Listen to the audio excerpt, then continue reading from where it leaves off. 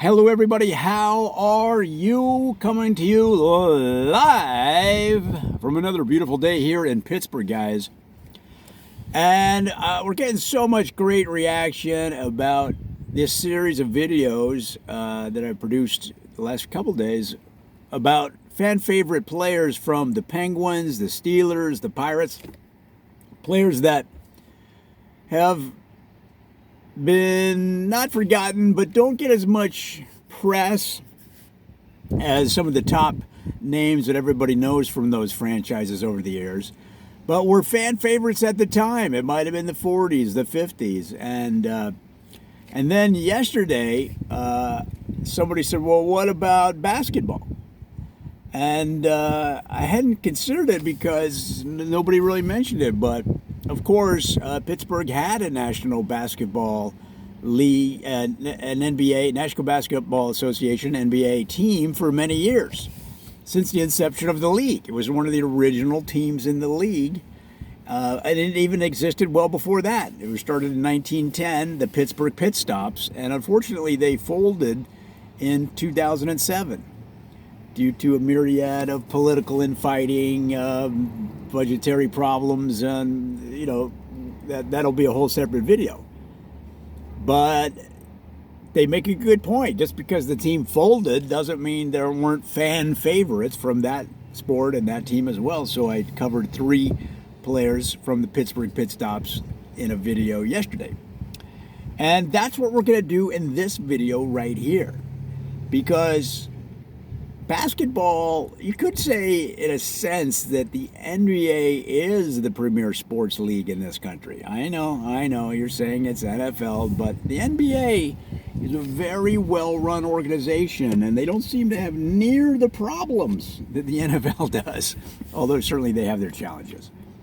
So let's look again at 3 fan favorite players from the storied history of the Pittsburgh Pitstops NBA team, and before that, of course, they were in the Allegheny Monongahela Basketball League from 1910 through 1946, and then that's when they joined the NBA as a original member.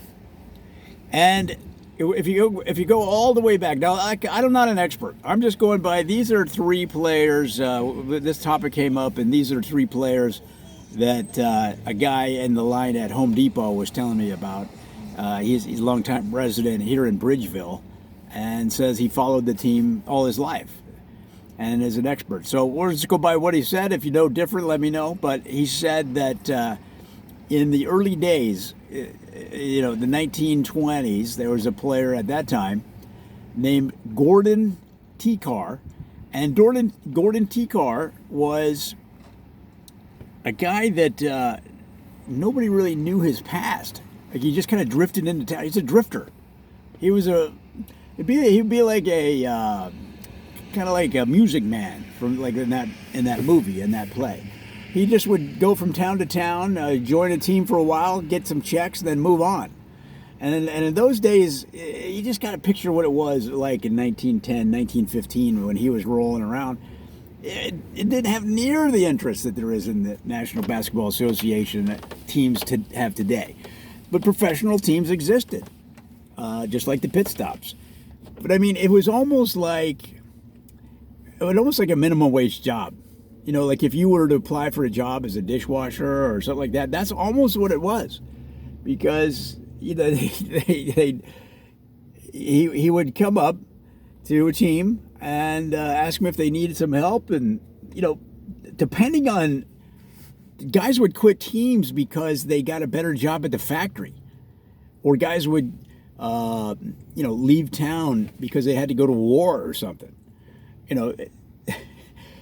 So the teams were sort of always in need of good players, as they are today. But they're just obviously don't get paid hundreds of millions of dollars. But so he was a rambling, gambling journeyman. But he was also very good, and he was really good with the fans, and that's kind of the focus of these videos, is fan favorites. So you could get away with a lot more in those days than you can today in terms of player behavior. So they could showbiz it up on the court.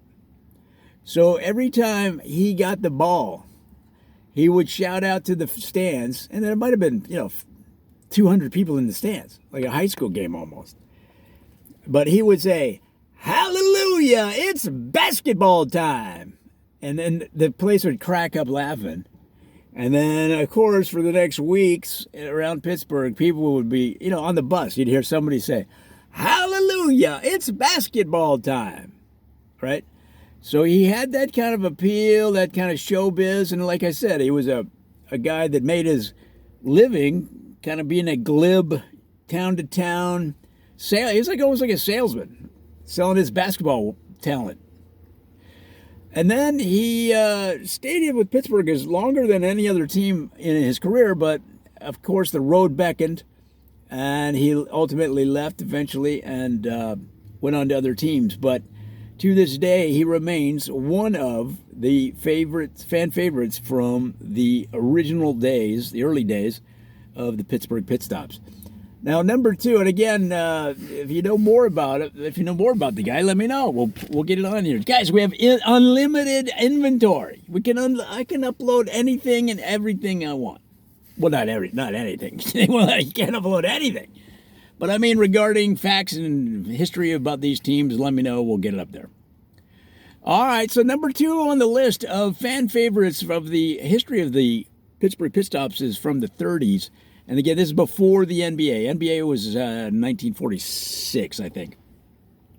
So this guy was called Wheel Round, and Wheel Round was a guy that came up to the team through the ranks of the college. This is when the college starts to emerge as a feeder system to the NBA. So he came up through the college rank. He was at university. He was at Penn State McKeesport. This guy. So he's kind of local, but not really. He didn't grow up in this area, but he did go to college at McKeesport, their branch of Penn State, where he studied engineering. And he also excelled in basketball trick shots.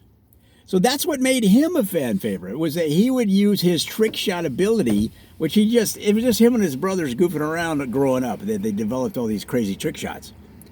But when he played for, here's an example. When he played for Penn State McKeesport, they had a lower stands and the upper stands. And it wasn't that big a gym, but they had a split level.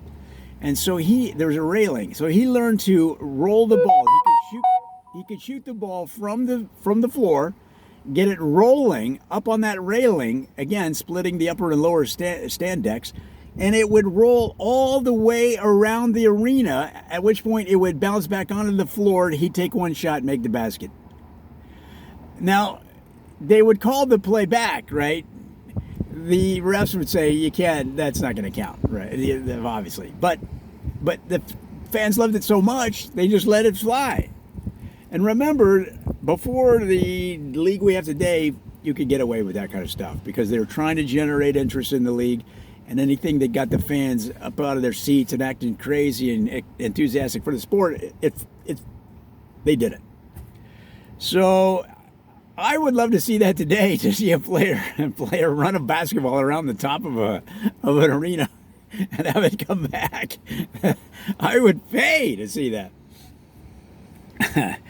So that was pre-NBA. And then the third player on our list was Spokes McGee from 1957. Now, Spokes, he had this nickname from his speed. And they called him Spokes, like the spokes of a wheel. They were a blur. They said he looked like a cartoon when they got their feet moving real fast, like da-da-da-da-da-da-da. It looks like a spinning wheel or a blurry wheel. And Spokes McGee was a guy that grew up in a big Irish family in Boston. They all played basketball, big, tall family. Can you imagine you're sitting in church and here come the McGees, the tall McGees, all 9 of them, okay, 7 kids and the parents, and they're all 7 feet tall. And you're like, where are they? First of all, they're not going to be able to fit in the pews, because in Boston, a lot of the churches are old. In Boston, all the churches were made in the 1500s when people were 4 feet tall, so it was always a sight to see them rolling into St. Matthew's or Our Lady of Perpetual Acne or whatever it was.